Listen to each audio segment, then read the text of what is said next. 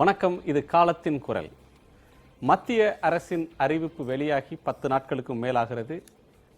இன்றைக்கு வந்திருக்கக்கூடிய அறிவிப்பு, நாளை வங்கிகளில் பணத்தை மாற்ற இயலாது. 2000 ரூபாய் மாற்றுவது என்பது நாளை கிடையாது. மூத்த குடிமக்களுக்கு மட்டும் அதிலிருந்து விலக்கு அளிக்கப்பட்டிருக்கிறது. பல்வேறு விவாதங்கள் கடந்த 10 நாட்களாக நடந்து வருகின்றன. அரசியல் தலைவர்கள், பொதுமக்கள், பொருளாதார அறிஞர்கள், பத்திரிகையாளர்கள், செயல்பாட்டாளர்கள் என பல தரப்பட்டவர்கள் இது தொடர்பாக பல்வேறு கருத்துக்களை தொடர்ந்து வழங்கி வருகிறார்கள். முரண்பட்ட கருத்துக்கள், மாற்று பார்வைகளை நாம் பார்த்து வருகிறோம். அந்த வகையில் 4 அம்சங்களை இந்த திட்டத்தை செயல்படுத்துவதற்காக அரசு சொன்னது. கடந்த 8ஆம் தேதி பிரதமர் நரேந்திர மோடி அவர்கள் அறிவித்த நாளில் அவர் முன்வைத்த 4 கருத்துக்கள். ஒன்று, கள்ள நோட்டு ஒழியும். இன்னொன்று, கருப்பு பணம், அதற்கு எதிரான போர். லஞ்ச லாவண்யத்தை ஒழிப்பதற்கான முயற்சி. மேலும் டெரர் ஃபண்டிங், தீவிரவாதத்துக்கு வரக்கூடிய, பயங்கரவாதிகளுக்கு வரக்கூடிய பணத்தடுப்பு என்கிற 4 அம்சங்களை இதற்காக முன்மொழிந்தார். ஆனால் அண்மை காலத்தில் மேலெழுந்திருக்கக்கூடிய 2 அம்சங்களை பற்றி நாம் விவாதிக்க வேண்டியிருக்கிறது. கருப்பு பணம் ஒழிக்கப்படும், அதற்கான ஒரு மிகப்பெரிய போராட்டம் இது என்று சொல்லப்படுகிறது. அந்த லட்சியத்தை இது எந்த அளவுக்கு நிறைவேற்றும்? இந்த லட்சியத்தை நிறைவேற்றுவதற்காக சொல்லப்படக்கூடிய மற்றொரு வாதம் என்பது, மக்கள் தங்கள் கைகளில் ரொக்கத்தை வைத்திருக்க தேவையில்லை. தங்களுடைய தேவைகளுக்கு பணத்தை கொடுத்து ஒரு பொருளை வாங்குவதற்கு அல்லது விற்பதற்கு ரொக்கத்தை பயன்படுத்துவதற்கு பதிலாக பிளாஸ்டிக் தாள்களை, பிளாஸ்டிக் அட்டைகளை பயன்படுத்தக்கூடிய ஒரு நிலைமை வர வேண்டும் என்ற கருத்து சொல்லப்படுகிறது. டிஜிட்டல் இந்தியா, அதை நோக்கி கேஷ்லெஸ் எக்கானமி, ரொக்கமில்லாத பொருளாதார பரிவர்த்தனையை நோக்கி செல்ல வேண்டும் என்கிற கருத்தை அடிக்கோடுகிறார்கள். இந்த பரிவர்த்தனை என்பது இந்தியாவில் சாத்தியமா? அப்படி சாத்தியமானால் அதனால் யாருக்கு நன்மை, யாருக்கு பாதகம்? இதை விவாதிக்கலாம். நம்மோடு மூத்த பத்திரிகையாளர் திரு மாலன் அவர்கள், திட்டக்குழுவினுடைய முன்னாள் உறுப்பினரும் சென்னை பல்கலைக்கழகத்தின் பொருளாதார பேராசிரியருமான திரு ராம சீனிவாசன் அவர்கள், பொருளாதார விமர்சகர் திரு ஸ்ரீராம் அவர்கள், எம்ஐடிஎஸ் நிறுவனத்தினுடைய பேராசிரியரும் பொருளாதார வல்லுநருமான திரு ஜனகராஜன் அவர்கள். வணக்கம். பல்வேறு அம்சங்களை கடந்த ஒரு வார காலமாக பேசியிருக்கிறோம். இன்றைக்கு விவாதத்தில் 2 அம்சங்களை மையமாக வைத்துக்கொண்டு நாம் பேசுவது பொருத்தமாக இருக்கும்னு நினைக்கலாம். இல்லைன்னா இதில் எல்லோருக்கும் சொல்வதற்கு கருத்து இருக்குது. இது ஒரு வாஸ்ட் சப்ஜெக்டாக இருக்குது. நடைமுறை சிக்கல்களை பற்றி பல நாட்கள் பேசியிருக்கிறோம். நடைமுறை சிக்கல்லாம் ஒரு சில நாட்களில் தீர்ந்துவிடும், சில வாரங்களில் தீர்ந்துவிடும். அப்படி தீர்ந்த பிறகு அதனுடைய தாக்கம் என்னவாக இருக்கும்? பெரும் பலனை தரும் அப்படின்னு சொல்லப்படுது. எனவே கருப்பு பண ஒழிப்பு லட்சியத்தில் இது எந்த அளவுக்கு வெற்றி பெறும்? கேஷ்லெஸ் எக்கானமி அப்படின்னு சொல்கிற பண பரிவர்த்தனை, ரொக்கமில்லாத பரிவர்த்தனையை நோக்கின ஒரு லட்சியத்தை அடைகிறதுக்கு இது வழிவகுக்கும்ன்றாங்களே, இது எந்த எல்லைக்கு எடுத்து செல்லும் அதுன்றதை பற்றி மட்டும் விவாதிக்கலாம். அது தொடர்பான உங்களுடைய முதற்கட்ட கருத்து. என்னுடைய முதற்கட்ட கருத்து என்னன்னு கேட்டிங்கன்னா இது ஒரு கேஷ்லெஸ் சொசைட்டி, கேஷ்லெஸ் எக்கானமி கொண்டு போகணும் அப்படிங்கிற வருது. அது ஒரு நார்மேட்டிவ் கன்சர்ன். நம்ம அந்த நார்மேட்டிவ் கன்சர்ன் போது நமக்கு நம்ம மனசில் நினைக்கிறோம், நன்மை பயக்கும், அது நல்லதாக இருக்கும், அது தேவையாக இருக்கும் அப்படின்னு நம்ம சொல்கிறோம். இட் ஷுட் ஹேப்பன் அப்படிங்கிற சொல்கிறது. ஆனால் உண்மை நிலவரம் என்னங்கிறது நம்ம முதல்ல புரிஞ்சுக்கணும். அது நம்மளுடைய எக்கானமி, நம்முடைய சொசைட்டி, நம்முடைய பாலிட்டி, அது ஒரு அண்டர்ஸ்டாண்டிங் இருந்தால் இது எந்த அளவுக்கு சாத்தியம், எப்பொழுது சாத்தியம், எத்தனை காலம் பிடிக்கும் அப்படின்னு நம்மளால் தெரிஞ்சுக்க முடியும். நம்மளுடைய சோஷியோ எக்கனாமிக் கேரக்டரிஸ்டிக்ஸை பார்த்தோம்னா, இன்றைக்கி இந்தியாவில் இன்றைக்கும் ஒரு 45% மக்கள் எழுத படிக்க தெரியாத மக்கள், ஒரு 50%, 60% கிராமத்தில் வசிக்கக்கூடிய மக்கள். அது மட்டும் இல்லாமல் இந்த மக்களுக்கு ஒரு எழுத படிக்க தெரிந்த மக்களுக்கு கூட சென்சஸ் டெஃபினேஷன் படி கையெழுத்து போட்டால் அவங்க லிட்ரேட் அப்படிங்கிற ஒரு டெஃபினேஷனோட தான் இருக்குது. அந்த மாதிரி ஒரு மக்கள் ரெண்டாவது அது அடுத்து பேங்கிங் இன்ஸ்டிடியூஷன்ஸ் ஒரு டெவலப் ஆகாத ஒரு நிலைமை. அப்புறம் ஒரு 80% இன்னைக்கு நம்ம மக்கள் பார்த்தீங்கன்னா ஒரு கேஷ் எக்கானமியில் தான் அவங்க உழந்துட்டு இருக்கிறாங்க எல்லா ஆக்டிவிட்டியுமே. அடுத்தது என்னுடைய ஜிடிபி கான்ட்ரிபியூஷன் பார்த்தீங்கன்னா இன்னைக்கு கிட்டத்தட்ட 50% இந்த அன்ஆர்கனைஸ்டு செக்டர் அப்படிங்கிற அந்த பணம் இப்போ பரிவர்த்தனை நடக்கக்கூடிய அந்த ஒரு செக்டரில் இருந்தால் ஜிடிபிக்கு 50% போயிட்டு இருக்கு. நம்ம நினைக்கிற ஒரு டெவலப்டு ஒரு ஐடி செக்டர் போல ஒரு டெவலப்டு ஆர்கனைஸ்டு செக்டர் 10% தான் ஜிடிபிக்கு நம்ம கான்ட்ரிபியூட் பண்ணது. இந்த மாதிரி ஒரு சொசைட்டியில் திடீர்னு ஓவர் நைட் நம்ம கேஷ்லெஸ் சொசைட்டி நோக்கி நம்ம போகணும் அப்படின்னு சொல்லிட்டு இந்த மாதிரி ஒரு டிமானிட்டைசேஷன் ப்ராசஸ் நம்ம கொண்டு வரும்போது ஒரு கௌஷிக் பாஸ் சொல்கிற மாதிரி அவர் ரொம்ப ரொம்ப பர்ஃபெக்டாக சொன்னார். இட்ஸ் பேட் எக்கனாமிக்ஸ் அப்படின்னாரு. இது ஒரு நல்ல பொருளாதாரம் இல்லை, ஒரு தீர்வை நோக்கி செல்லக்கூடிய ஒரு பொருளாதாரம் இல்லை அப்படிங்கிறது அவருடைய கருத்து. அதை நான் கண்டிப்பாக அதை நான் வந்து ஆமோதிக்கிறேன். சரி, உங்களுடைய கருத்து என்ன திரு Sriram? Sir பேசுகிறப்போ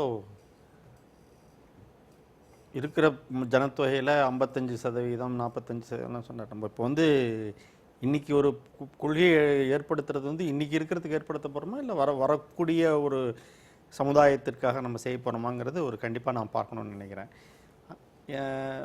what has happened, இது வரைக்கும் நடந்து முடிஞ்சாச்சு. இனிமேல் வந்து அவங்கள நான் வந்து கையெழுத்து போட வைக்கணுமோ இல்லை கைரேகையிலிருந்து மாறணுமோ சொல்ல முடியாது. வேணால் கைரேகையும் கொண்டு வந்து இந்த பேங்கிங் சிஸ்டத்துக்குள்ளே கொண்டு வரலாம், பயோமெட்ரிக் சிஸ்டம் கொண்டு வரலாம். அதை தவிர வேறு எதுவும் செய்ய முடியாது அது. But think of the coming next generation. அந்த ஜெனரேஷனில் இவர் சொல்கிற மாதிரி 55-45% கண்டிப்பாக இருக்காது.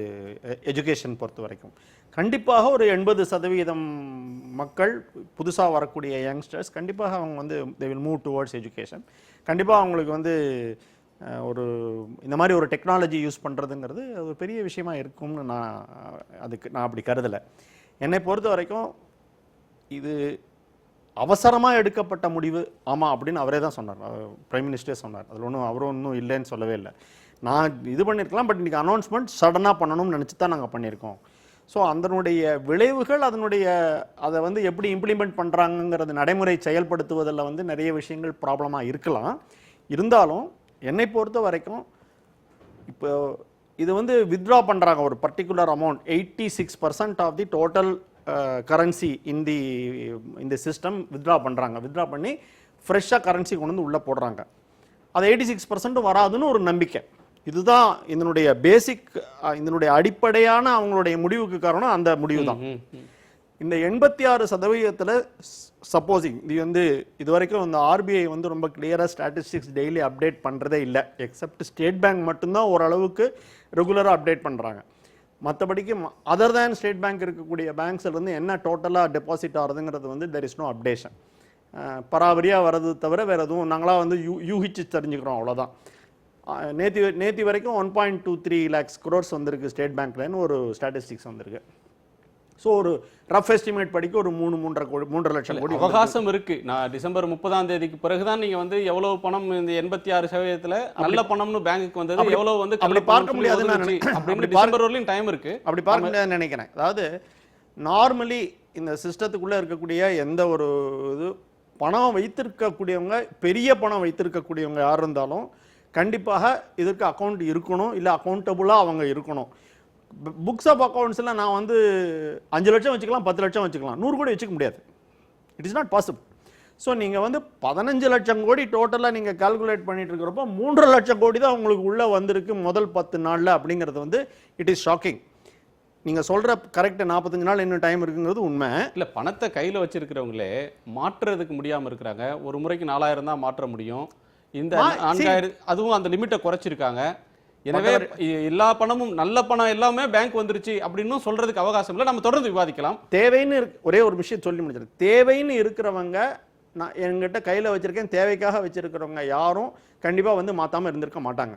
கண்டிப்பாக 10 நாளைக்குள்ள கண்டிப்பாக வந்து அதிகமாக இருக்கு, அதனால போக முடியலன்றாங்க. இன்னைக்கும் பேங்க்குக்கு அவங்களுக்கு தேவை இல்லைங்கிறதுனால தான் வச்சிருக்காங்க. இல்லைன்னா கண்டிப்பாக அந்த தேவை இருக்கிறவங்க கண்டிப்பாக உள்ள வந்து கொடுத்துருப்பாங்க. எந்த தேவை இல்லாதவங்க வேணா சும்மா இருக்கட்ட பரவாயில்ல 20 நாள் கழிச்சு மாற்றலாம், அவங்க தான் தேவையில்லாதவன்.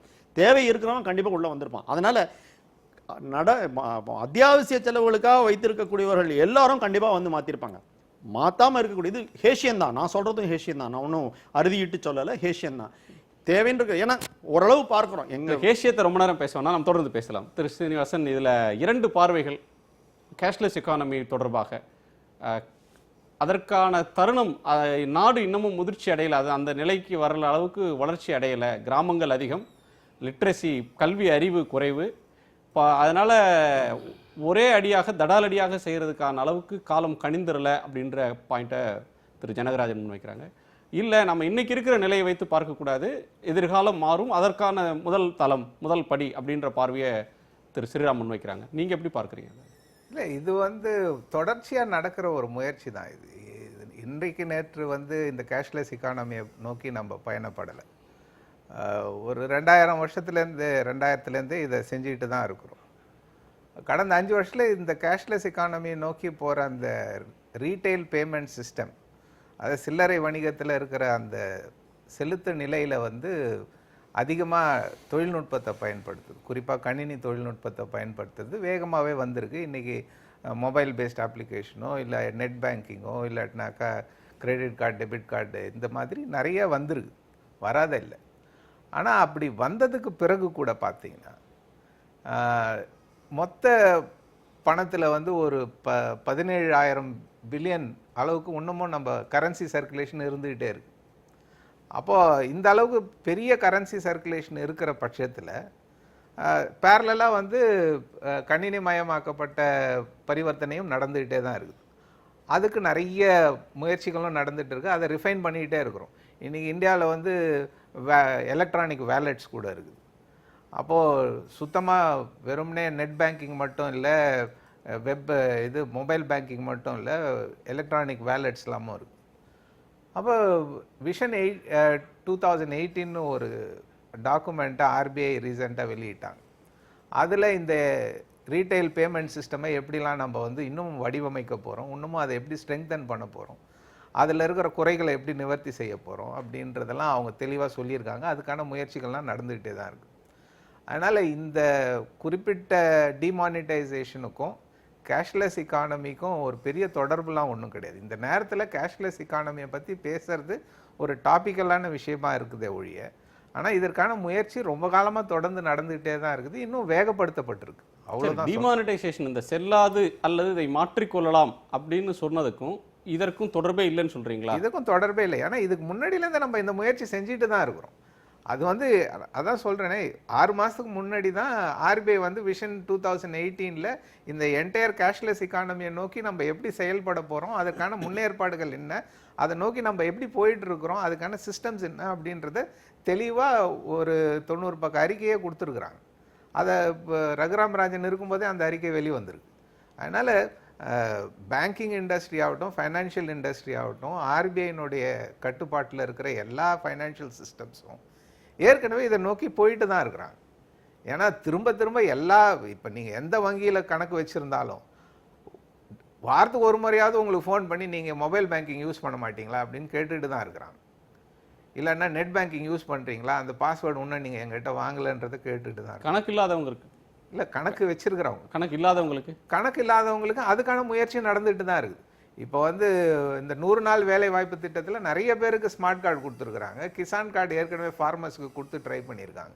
அதனால் இந்த முயற்சிகள் நடக்குது, ரொம்ப நாளாக நடக்குது.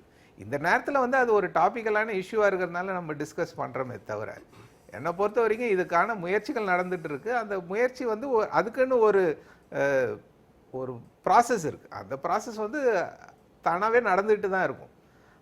அதுக்கு வந்து புது உந்துதல் வந்து இது கொடுத்துருக்கே தவிர, ஆனால் அது பல காலமாக நடந்துட்டு இருக்கு. அதை நோக்கி நம்ம போயிட்டு தான் இருக்கோம். ஆனால் அது இந்த இலக்கை அடைஞ்சிடுவோமா, ஆர்பிஐ சொல்கிற மாதிரி 2018 நம்ம ஒரு கேஷ்லெஸ் இக்கானமிக்கு போயிடுவோமான்னு கேட்டாக்கா எனக்கு சந்தேகம் தான். அது அவ்வளோ சீக்கிரம் இன்னும் 80 வருஷம் ஆனாலும் நம்ம போக மாட்டோன்றது தான் என்னுடைய நிலைப்பாடு. அதில் ஏன்னாக்கா ஃபார் எக்ஸாம்பிள் நார்த் ஈஸ்ட் ஸ்டேட்ஸை எடுத்துக்கிட்டிங்கன்னா, அந்த ஸ்டேட்டில் இருக்கிற ஒரு பர்டிகுலர் ஸ்டேட்னுடைய இக்கானமியில் ஒரு 60% அரசாகவே இருக்குது. அரசு தான் அந்த பொருளாதாரத்தில் 60% அரசாங்கத்தினுடைய பணம் தான், அவங்களுடைய செலவுகள், அவங்களுடைய வருமானம் தான். அப்போ அந்த இக்கானமியில் பார்த்தீங்கன்னா நிறைய பண்டமாற்று முறை பொருளாதாரம் தான் அங்கே ஒன்று நிகழ்ந்துட்டு. அங்கே போய் நான் கேஷ்லெஸ் இக்கானமியை பேசுறதுல அர்த்தம் இல்லை.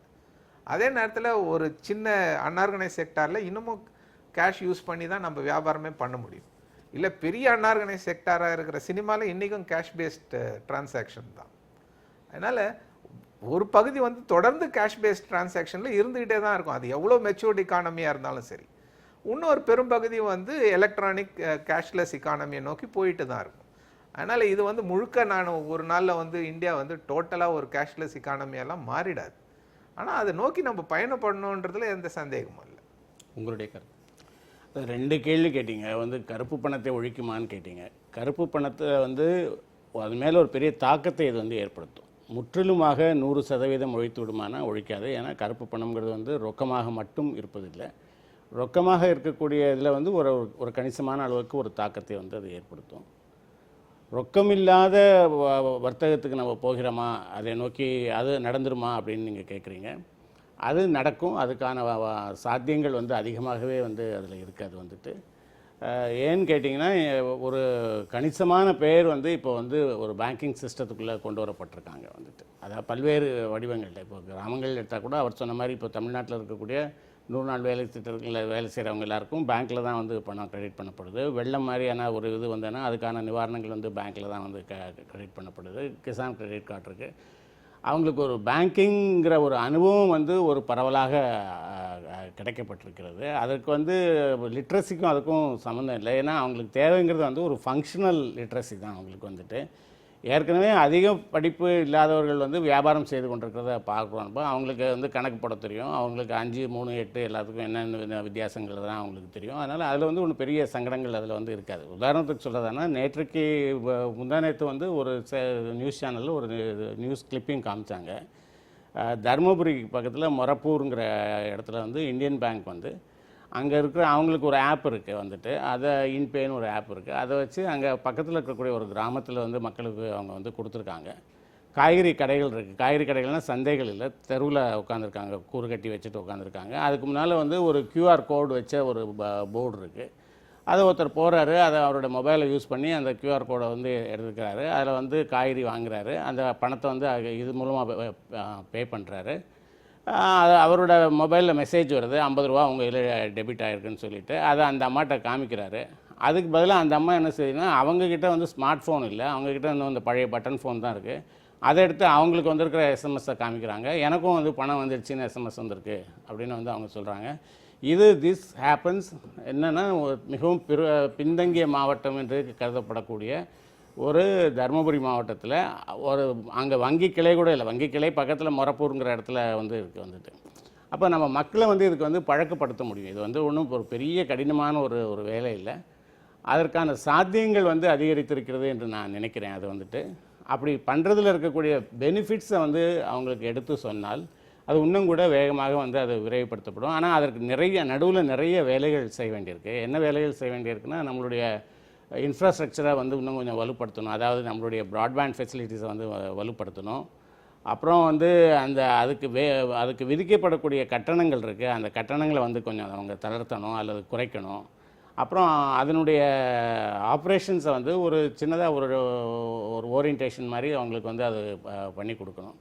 அதெல்லாம் பண்ண வந்து தானே அது வந்துடும் தான் நான் நினைக்கிறேன். இப்போது வராது. நீங்கள் அதுக்காக உடனே நாளைக்கே வந்துடுமான்னா வராது. 2016 இருக்கும், வராது. 2020க்குள்ளே நான் நினைக்கிறேன் ஒரு 70% மக்களை வந்து அதுக்குள்ளே வந்து கொண்டு வந்துட முடியும்னு நினைக்கிறேன். அதுக்கு பிறகு இன்னொரு 10 ஆண்டுகளில் ஒரு 80-90% மக்கள், ஒரு 4 ஆண்டுகளில் 70%. அது தமிழ்நாடு அது மாதிரியே மற்ற மாநிலம் இருக்கா அப்படின்றது தெரியல. அதுக்கு தான் நான் அது என்ன அடிப்படையில் சொல்கிறேன்னு கேட்டிங்கன்னா, இப்போ இந்த ஜன்தன் அக்கௌண்ட் 2014 வர்றதுக்கு முன்னால் வரைக்கும் இருந்த நிலைமை வந்து இந்தியாவில் வந்து 35% மக்களுக்கு தான் வந்து வங்கி கணக்கு இருந்தது வந்துட்டு. இந்த வந்ததுக்கு பிறகு இது நான் சொல்கிறது வந்து வேர்ல்ட் பேங்க் கொடுத்துருக்கிற ஸ்டாட்டிஸ்டிக்ஸ். அது வந்து 53% மக்களுக்கு வந்து இப்போ வங்கி கணக்கு இருக்குதுன்னு சொல்கிறாங்க. அந்த வங்கி கணக்குங்கிறது வந்து அவங்க பணம் போட்டிருக்காங்களா, அதில் ஆப்ரேட் பண்ணுறாங்களா, அதில் பேலன்ஸ் இருக்கா, அது வேற ஒரு கேள்வி. அது வந்துட்டு ஆனால் கணக்குன்னு ஒன்று இருக்குது. அந்த கணக்குக்குள்ளே பணத்தை போடும்போது அதை வந்து உயிர் பெற்று வந்துடப்போகுது.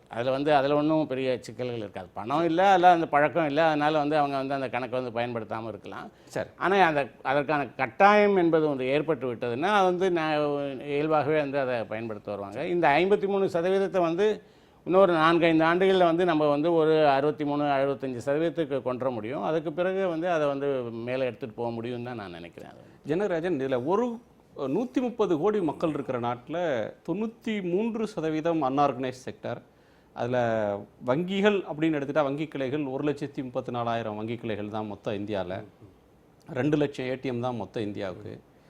ஒரு 2.5 கோடி பேர் வந்து கடன் அட்டை வச்சுருக்காங்க. மீதி ஒரு 69 கோடி பேர்கிட்ட டெபிட் கார்டு இருக்குது. இந்த டெபிட் கார்டு இருக்கிறவங்களும் ஏடிஎம்மில் பணம் எடுப்பதற்கு மட்டும்தான் அதை பயன்படுத்துகிறாங்க. மற்ற எந்த டிரான்சாக்ஷன்ஸுக்கும், எந்த பொருள் வாங்குவதற்கும் அந்த அட்டையை பயன்படுத்துறதில்ல அப்படின்ற கருத்து இருக்குது. திரு மாலன் அவர்கள் சொல்கிறது மாதிரி சில ஆண்டுகளில் இதில் ஒரு கணிசமான முன்னேற்றத்தை அடைய முடியும். ஒரு 70% அடையலாம். அதற்கு மேலே இன்னமும் கூடுதலாக போகலாம். அப்படி போகிறது வந்து நன்மையை தரும் அப்படின்ற கருத்தை சொல்கிறாங்க. அதை நீங்கள் எப்படி பார்க்குறீங்க? அதை அச்சீவபிளா? இப்போது ஸ்ரீராம் சொல்கிறது, ஸ்ரீனிவாசன் சொல்கிறது, மாலன் சொல்கிறது எல்லாமே வந்து இந்த கருத்து வந்து அது ஒரு கன்சர்ன் அவங்க சொல்கிறாங்க. இப்படி இருந்தால் நல்லா இருக்கும், வரத்துக்கு வாய்ப்பு இருக்குது, இது ஒரு கணிப்பு. ஆனால் நான் என்ன சொல்கிறேன்னு கேட்டிங்கன்னா, நம்ம ரியாலிட்டியை நம்ம ஃபஸ்ட்டு புரிஞ்சுக்கணும். நம்முடைய இன்றைக்கு நான் வந்து களப்பணிகள் நிறைய பண்ணுறேன், நிறைய ஃபீல்ட் ரிசர்ச் பண்ணுறேன். இன்ஃபேக்ட் இப்போ லாஸ்ட் 3 இயர்ஸாக I been involve in village level research. ஒரு கிராமத்தில் என்ன நடக்குது, கிராமத்தில் என்ன மாதிரி டிரான்சாக்ஷன் நடக்குது, எவ்வளோ பேருக்கு என்ன விஷயம் தெரியுது. இந்த பேங்கிங் இன்ஸ்டிடியூஷன்ஸ் இவ்வளோ பரவி இருக்குன்னு நீங்கள் சொல்கிறீங்க. முத்தூட் ஃபைனான்ஸ் எப்படிங்க எல்லா இன்ஸ்டிடியூஷன்லையும் ஆஃபீஸ் வச்சுருக்கிறான்? ஒரு பேங்க் இல்லை. ஒரு private money lenders have got their offices in the village. ஒரு Indian bank, Indian overseas bank கிராமத்தில் இல்லை, அவங்க ஆப்ரேட் பண்ணுறாங்க. 80% of the farmers have borrowed from Muthoot finance, not from Indian bank and IOB. அது எப்படி சாத்தியம்? ஏன் இவங்களால அது முடியல? ஸோ நம்ம வந்து ஒரு பேங்க் அக்கௌண்ட் இருக்குது அப்படிங்கிறதுனால வந்து அவங்க எல்லாத்தையும் சாதிச்சுட்டு போகிறாங்க அப்படிங்கிறது என்னால் கண்டிப்பாக நம்ப முடியாது. இவர் வந்து 80 வருஷம் ஆனாலும் முடியாதுன்னு சீனிவாசன் சொல்கிறாரு. என்னால் 100 வருஷம் ஆனாலும் கஷ்டம் தான் நான் நினைக்கிறேன். பெசிமிஸ்டாக பேசுகிற நினைக்க வேண்டாம். இன்றைக்கி நிலைமை அப்படி இருக்குது. இந்த grass root level conditions, ground level conditions கண்டிப்பாக கண்டியூசிவாக இல்லை. இன்றைக்கி சரியான நிலைமையில் இல்லை அப்படிங்கிறது தான் உண்மை. என்னங்க இல்லைன்னா எப்படிங்க ஒரு 50 பேர் ஷாக்கில் சாகிறான் இன்றைக்கி? ஒருத்தர் இல்லை, 20 இல்லை. இந்த மாதிரி ஒரு 500 ரூபாய் நோட்டம் 1000 ரூபாய் நோட்டம் செல்லாதுன்னு சொன்ன உடனே நேற்று வரைக்கும் இன்னைக்கு காலையில் வரைக்கும் 50 பேர் இறந்துருக்குறாங்க. எதனால் அவங்க இறந்தாங்க? இன்னைக்கு 99% 90% மக்கள் இன்னைக்கு வந்து இருக்கிறதெல்லாம் அன்ஆர்கனைஸ்டு செக்டர், கேஷ் எக்கானமி தான் அவங்க இருக்கிறது. இன்னைக்கு தமிழ்நாட்டை மட்டும் நீங்கள் வச்சு தயவுசெய்து பேச வேண்டாம். இந்தியாவில் இன்னைக்கு வந்து சத்தீஸ்கர் எடுத்துக்கோங்க, யூபி எடுத்துக்கோங்க, ராஜஸ்தான் எடுத்துக்கோங்க, ஒரிசா எடுத்துக்கோங்க, எவ்வளோ பேக்வர்டு, பீகார் எவ்வளோ பேக்வர்டு வில்லேஜஸ் இருக்குன்னு உங்களுக்கு தெரியுமா? எலக்ட்ரிசிட்டி இல்லாத கிராமங்கள் இருக்குது இன்றைக்கி. எத்தனையோ கிராமங்களில் எலக்ட்ரிசிட்டியாக காணும், பல்பு வெளிச்சத்தை அவங்க பார்த்தது கிடையாது. நம்ம என்ன பேசிகிட்டு இருக்கிறோம்? எந்த உலகத்தில் இருக்கிறோம்? எத்தனையோ பேர் 1000 ரூபாய் நோட்டை பார்த்ததில்லை சார். நம்ம இந்தியாவில் 1000 ரூபாய் நோட்டு பார்க்காதவங்கலாம் இருக்கிறாங்க. இன்றைக்கி 2000 ரூபாய் நோட்டு கொண்டு வரீங்க, கேஷ்லெஸ் எக்கானமி கொண்டு வர அப்படின்னுட்டு. பிளாக் எக்கானமியை கொண்டு அழிக்கணுங்கிறதுக்காக 2000 ரூபாய் நோட்டு கொண்டு வரீங்க. ஒரு சின்ன விஷயம், 1000மோ 2000மோ நீங்க பார்க்கவே வேண்டாம்னு நான் சொல்றேன். கேஷ்லெஸ் எக்கானமி போய்ட்டீங்கன்னா அதை நீங்க பார்க்க வேண்டியது. ஒரு சின்ன விஷயத்தை நான் சொல்ல விரும்புகிறேன். இன்னைக்கு வந்து பிளாக் எக்கானமி உருவாக்குறது யாருங்க? இன்னைக்கு வந்து ஒரு மைனர் இருக்கான்னு வச்சுக்கோங்க, மைனிங் இண்டஸ்ட்ரியில் இருக்கிறவர் வந்து சப்போஸிங் வந்து ஒரு 1000 டன்னு ஒரு தாது பொருளை எடுக்கிறாருன்னா அவருக்கு கணக்கு காட்டுறது 500 டன் 600 டன்னு தான். மீது 400 டன்னு கணக்கில் வரல. அங்கே தான் பிளாக் மணி உருவாகுது. நான் வந்து இன்னைக்கு வந்து ஜெனரேஷனை வந்து ஒழிக்கணும். அது வந்து இல்ல ஒரு நிமிஷம் முதல் இல்ல இல்ல நான் முடிச்சிடுறேன் இருங்க. நான் முடிச்சேன். பிளாக் பண்ணி எங்க ரூட் ஊற்றுக்கண் எங்கன்னு முதல்ல பார்க்குற அண்டர்ஸ்டாண்டிங் இல்லையா நமக்கு? நம்ம அந்த அண்டர்ஸ்டாண்டிங் இல்லாம நான் இதை பண்ண பிளாக் பண்ணி போயிட்டு நான் என்ன அர்த்தம்? யாரை ஏமாத்துற விஷயம் இல்லை சார். என்ன Malan please let me finish. அந்த பிளாக் மணியுடைய ஊற்றுக்கண் என்னன்னு முதல்ல கண்டுபிடிங்க சார். பிளாக் மணியோட ஊற்றுக்கண் என்னன்னு தெரியாம, எங்க இருக்குன்னு தெரியாம, அதுக்கு யார் காரணம்னு தெரியாம, இது எங்க போய் சேருதுன்னு தெரியாம, அந்த பிளாக் மணி எப்படி கன்வெர்ட் ஆகுதுங்கிறத நம்ம பேசாம இந்த மாதிரி டிமானிட்டைஸ் பண்ணா பிளாக் மணி போயிடும், கவுண்டர்ஃபிட்டிங் நோட்ஸ் போயிடுங்கிறது என்ன மாதிரி ஒரு எக்கனாமிக்ஸ், என்ன மாதிரி ஒரு வாதம்? It's illogical, completely illogical. I cannot understand. இல்லை பிளாக் மணி ஜெனரேட் பண்ணுறத தடுத்து நிறுத்துறதுக்கான முயற்சிகள் தேவை. அதனால தான் நான் சொன்னேன் இதை வந்து முழுக்க வந்து அதை ஒழிக்காதுன்னு சொல்லிட்டேன். ஆனால் சிஸ்டத்தில் இருக்கக்கூடிய பிளாக் மணியில், அதாவது கேஷாக இருக்கக்கூடிய பிளாக் மணியில் இது வந்து ஒரு இம்பாக்ட் வந்து கிரியேட். இல்லை சார், இந்த கேஷ்லெஸ் எக்கானமி கொண்டு வரதுனால உலகம் மாறிட போகிறது இல்லை. இந்தியாவோட நம்ப முடியாது. அதை வந்து அந்த கேஷ் சர்க்குலேஷனில் இருக்கக்கூடிய அதை அந்த கேஷில் பிளாக் மணி வந்து இருக்கக்கூடிய சர்க்குலேஷனில் இருக்கக்கூடியதில் அது வந்து ஒரு இம்பேக்டை ஏற்படுத்தும். அதில் வந்து ஒன்றும், ஏன்னா இப்போ நீங்கள் பார்த்துருப்பீங்க, பணம் எந்த வகையில் இருந்தாலும் அது வந்து பேங்க்குள்ளே வந்தாகணுங்கிற மாதிரியான ஒரு நிலைமை வந்து ஏற்பட்டுருச்சு. அதாவது நீங்கள் வந்து அதை மாற்றலாம் அல்லது டெபாசிட்டில் போடலாம். அப்படி போடலை உங்கள் வீட்டிலே தான் வச்சுப்பீங்கன்னா ஒரு காலகட்டத்துக்கு பிறகு அது வெறும் பேப்பராக தான் இருக்கும். அது ஒரு சாதாரண விஷயம் இல்லை. இல்லை நான் என்ன இல்லை அப்போ வந்து பணம் வந்து ஒரு சிஸ்டத்துக்குள்ளே வரக்கூடும். அதாவது ஒரு இன்ஃபார்மல் எக்கானமியிலேருந்து ஒரு ஃபார்மல் எக்கானமிக்கு நம்ம மாறக்கூடிய ஒரு நிலைமை என்ன ஆயிட போது? இந்தியா சுபிட்சமாயிடுமா? சுபிட்சமாயிடுது. ஃபார்மல் எக்கானமி சுபிட்சமாகிறதுங்கிறது வந்து இட்ஸ் நாட் ஒரு one point agenda. Important point இல்ல, சுபிட்சமாகிறதுங்கிறது it's not an one point agenda. அது ரொம்ப இம்பார்ட்டன்ட் பாயிண்ட். பட் ஆனா இதுல வந்து அப்படி வரும்போது என்னன்னா அதுல ஒரு அக்கௌண்டபிலிட்டி வரும், ஒரு டிரான்ஸ்பரன்சி வரும். யாருக்கு அக்கௌண்டபிலிட்டி சார்? யாருக்கு அக்கௌண்டபிலிட்டி? யாரோட accountability? Landless agriculture labourer accountability, செலவழிக்கிற பணத்துக்கு அக்கௌண்டபிலிட்டி சார் இல்ல சார்.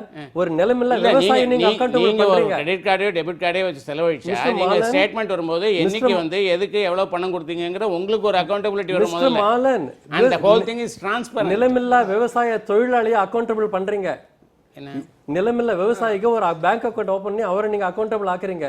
யார் பிளாக் மணி உருவாக்குறாங்களோ அவங்கள நீங்க அக்கௌண்டபிள் பண்ணல. No, no, there is a That is very important. possibility that he tries to say. அவர் சொல்ற ஒரு பாசிபிலிட்டி என்னன்னா, உதாரணமா இவர் ஒரு பெரிய மில் முதலாளி, இவர் வந்து எனக்கு கூலி கொடுக்கணும், இவர் கேஷாக கொடுத்து அந்த கணக்கை வந்து மறைக்க முடியும். ஆனால் அவர் எனக்கு பேங்க் மூலமாக ட்ரான்ஸ்ஃபர் பண்ணும்போது அந்த கணக்கை மறைக்க முடியாது. ஸோ ஆஸ் ரிசீவிங் எண்டில் நான் வந்து ஒரு ஃபார்மல் இக்கானமியில் ஒரு எலக்ட்ரானிக் பேங்கிங் சிஸ்டமில் இருக்கும் பொழுது அவர் பரிவர்த்தனையை மறைக்கணும்னு நினச்சா கூட அதனுடைய ட்ரெயில என்னால் காட்ட முடியும். அந்த அளவுக்கு வேணால் கருப்பு பணத்தை ஒழிக்கலாம். ஏன்னாக்கா நான் அந்த பேங்கிங் எலக்ட்ரானிக் பேங்கிங் சிஸ்டமில் தொழிலாளியாக நான் இருக்கிறதுனாலேயே அவர் மறைக்கணும்னு நினச்சா கூட என்னதுலேருந்து அதை வெளியில் எடுத்துகிட்டு வர முடியும். ஸோ அந்த லிமிட்டட் பர்பஸுக்கு வேணால் இந்த எலக்ட்ரானிக் பேங்கிங் சிஸ்டம் வந்து பிளாக் மணி ஒழிக்கிறதுக்கு ஓரளவுக்கு உதவலாம். அது இன்னும் ஸ்ப்ரெட் ஆகும்போது என்ன ஆகும் பாருங்க. இல்ல உலகத்துல நேற்றைக்கு சீதாராம் யெச்சூரி அவரோட மாநிலங்களவை உரையில பேசும்போது டிஜிட்டல் எக்கானமி சொல்றீங்க, கேஷ்லெஸ் சொல்றீங்க. இது பண்ண ஒரு நாடு ஸ்வீடன், அங்க 100% பேருக்கு இன்டர்நெட் இருக்கு. அந்த அளவுக்கான நிலைமையை நாம அச்சீவ் பண்ணாம இதை செய்யறதுன்றது வந்து எந்த விதமான பலனையும் தந்துராது. இல்ல பலனை தரும். லிமிட்டடா எந்த அளவுக்கு அந்த கேஷ்லெஸ் எக்கானமி போகுதோ அந்த அளவுக்கு வந்து லெஸ் கேஷ் எக்கானமி தான் அது. கேஷ்லெஸ்ஸா you cannot remove cash. Less cash economy. நீங்க எவ்வளவு நீங்க 34% 40%ங்கிறதுல இருந்து நீங்க கீழே கொண்டு வரலாம். இப்போ 22 இருக்கு 23 இருக்குன்னு சொல்றாங்க. அதுல இருந்து நீங்க 10%க்கு எய்ம் பண்ணலாம், இல்ல 15%க்கு எய்ம் பண்ணலாம். எல்லாம் ஸ்லோவா தான் நடக்கும். அவர் சொல்ற மாதிரி எல்லாம் நடக்க போறது இல்ல. அதனால நம்ம எல்லாம் பண்ண பேசாம முன்கால மாதிரி பார்டருக்கு போனீங்கன்னா ப்ராப்ளமே கிடையாது. எல்லாரும் இன்னும் ஸ்லோ டவுன் ஆகிக்கலாம், இன்னும் பிரமாதமா இருக்கும். என்ன வரப்போற 60 கோடி நியூ ஜெனரேஷன் ஒர்க்கர்ஸ்க்கு, நியூ ஜெனரேஷன் யங்ஸ்டர்ஸ்க்கு நம்ம எப்படி நம்ம வேலை கொடுக்க போறோங்கிறத பத்தி அப்புறம் யோசிக்க முடியாது. இல்ல இந்த கேஷ்லெஸ் எக்கானமிக்கு போறதுனாலையும் இந்த ரூபா நோட்டு செல்லாதுன்னு அறிவிக்கிறதுனாலையும் வேலை வாய்ப்பு உருவாகும் கிடையாது. அதாவது வளர்ச்சி அதனால உந்தப்படும். அதுக்கு இதுக்கு தொடர்பு கிடையாது. பட் நீங்க எல்லா யோசிக்க பிரச்சனைக்கும் வந்து இதுல ஒரு இல்ல, சொல்யூஷன். ரூபா நோட்டு என்ன நாளைய இந்தியா ஒரு வலிமையான இந்தியாவா இருக்கணும்னா அதுக்கும் என்ன தொடர்புனா இது வந்து நம்மளோட growth rate அதிகமாகிறதுக்கான ஒரு வாய்ப்பு இதுல இருக்கு. growth rate அதிகமாகும்போது growth rateலாம் ஒன்றும் அதிகமாயிடாது. Growth இருக்கிற எந்த growth ஒரு எக்கானமியும் நம்ம ஃபார்மலைஸ் பண்ணும்போது அதுல வந்து செயல்பாடுகளை இன்னும் தீவிரமா நம்மளால கண்காணிக்க முடியும். எந்த இடத்துல குறைகள் இருக்குதோ அந்த இடத்துல போய் அந்த குறையை நீக்குவதற்கான வாய்ப்புகள் இருக்குது. அந்த அளவுக்கு மட்டும்தான் இந்த ஃபார்மலைஸ்டு பேங்கிங் சிஸ்டம் நம்மளுக்கு ஹெல்ப் பண்ணும். ஆனா அதற்கு மீறி வந்து இது பொருளாதார வளர்ச்சியெல்லாம் ஏன்னா பொருளாதார வளர்ச்சிக்கு வேற பல காரணிகள் இருக்கு. ஒரே ஒரு விஷயம் மட்டும் ஒரே ஒரு பெட்டர் இந்தியாவுக்காக கியூல நிக்கிறாங்க அப்படின்ற கருத்து. ஒரே ஒரு விஷயம் மக்களை வாட்டி வதைக்கிறீங்க, கியூல நிக்கிறாங்க, அவதிப்படுறாங்கன்னு சொல்றப்ப இந்தியாவுடைய ஒளிமயமான எதிர்காலத்துக்காக இன்னைக்கு அவங்க அந்த சிரமத்தை ஒரே ஒரு விஷயம் மட்டும் அப்படின்றத ஒரு அரசு சொல்கிறது. இல்ல அவர் சொல்றதுல எப்படி நான் என்ன சொல்றேன்னு கேட்டீங்கன்னா, லெண்டிங் அதிகரிக்கிறதுக்கான ஒரு வாய்ப்பு வரும்போது அது வந்து ஒரு ஒரு ப்ரொடக்டிவிட்டிக்கு போற போது அப்போ நேச்சுரலி வந்து உங்களோட growth rate வந்து அதிகம். அது அந்த லெண்டிங் அதிகமாக்கணும்னா முதல்ல வங்கிகளினுடைய பார்வையில நான் வந்து கிரெடிட் வர்தி பாரோயரா இருக்கணும். அப்பதான் வந்து கடன் கொடுத்தா திருப்பி கொடுக்கறவரா இருக்கணும். ஆமா. ஆனா அந்த கிரெடிட் வர்தி பாரோயரா நான் இருக்கணும்னா என்னுடைய பொருளாதாரம் நல்லா இருக்கணும். என்கிட்ட என்னதான் நீங்க 10 அட்டை கொடுத்தாலும் சரி, 100 அக்கௌண்ட் ஓபன் பண்ணி கொடுத்தாலும் வங்கியினுடைய பார்வையில நான் ஒரு கிரெடிட் வர்தி பாரோயரா இல்லைன்னாக்கா எனக்கு எந்த காலத்திலயும் எனக்கு வந்து கடன் வராது.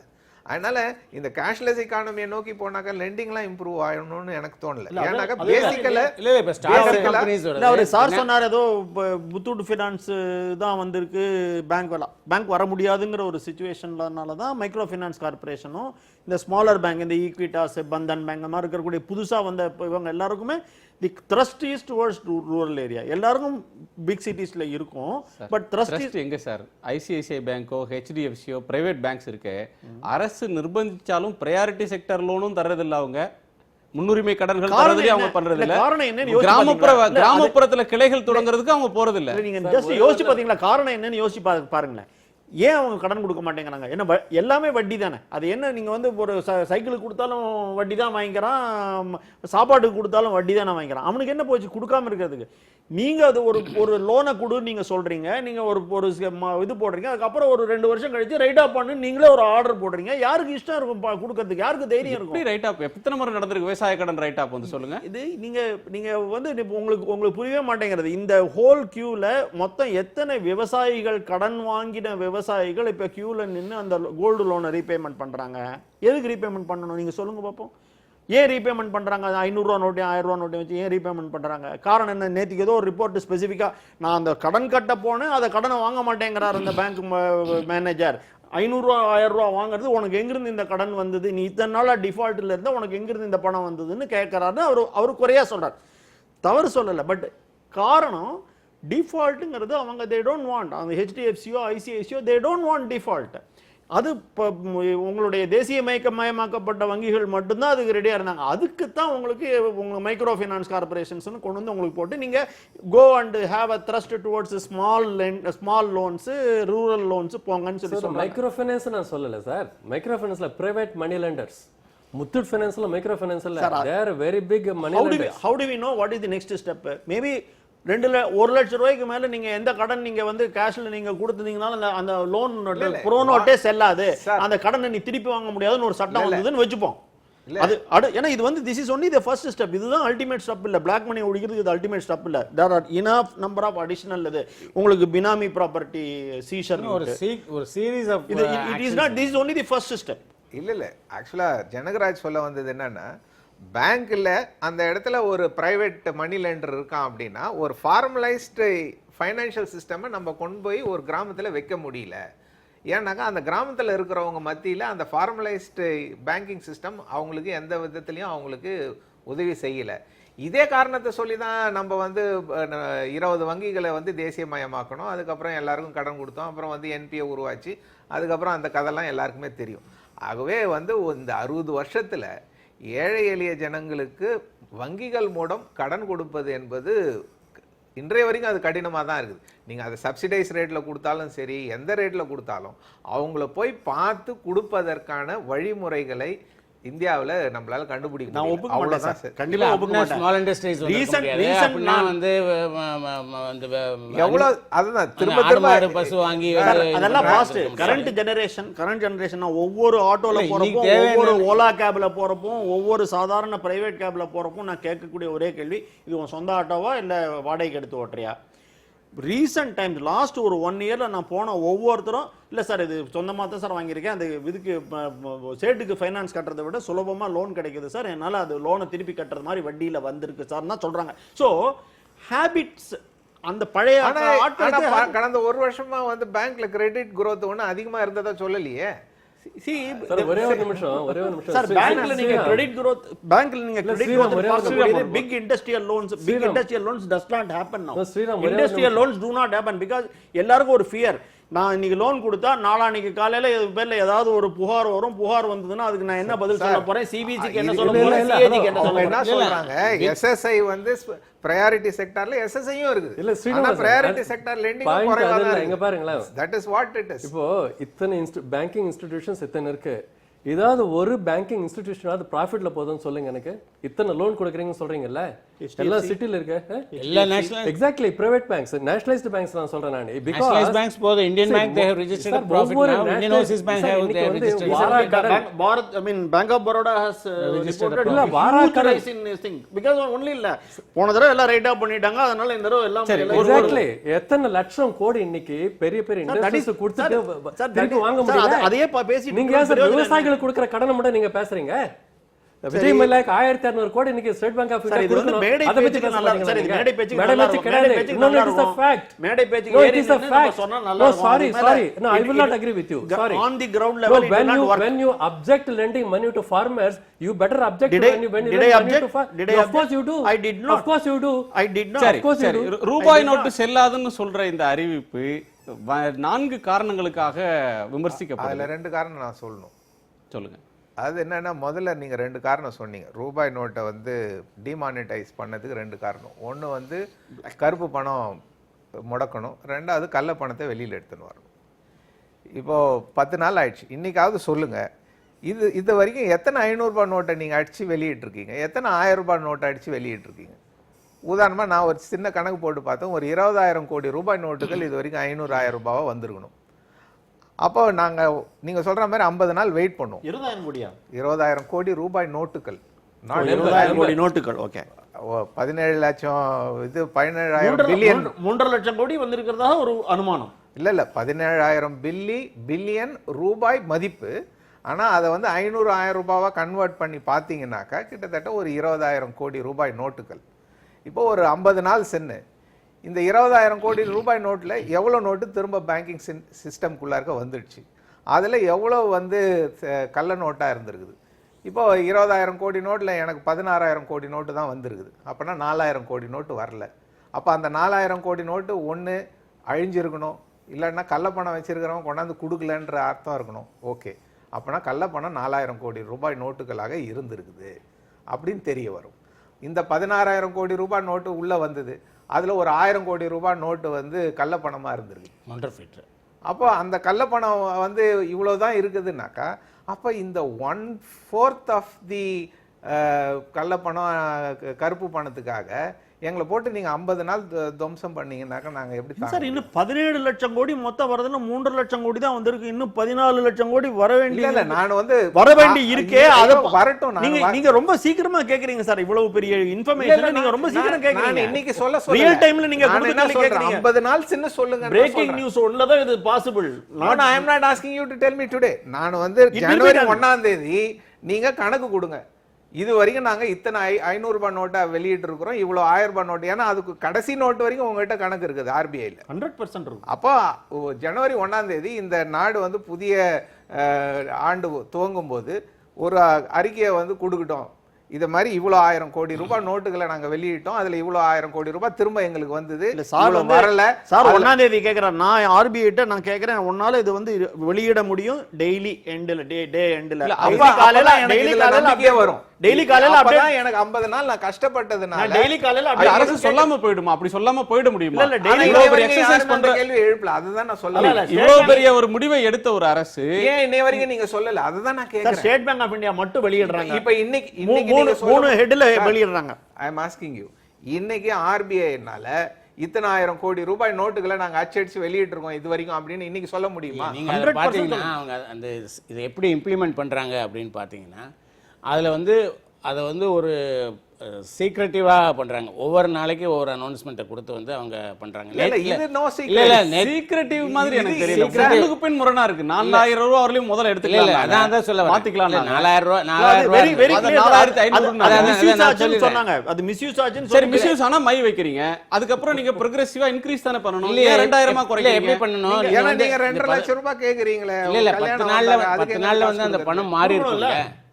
அப்ப கையில இருக்கக்கூடிய பணம் 10 நாள்ல கூட்டம் குறைஞ்ச பிறகு இல்ல நான் என்ன சொல்றேன், 10 நாள்ல வந்து அந்த கையில இருந்த பணம் மாற்றப்பட்டிருக்கும்.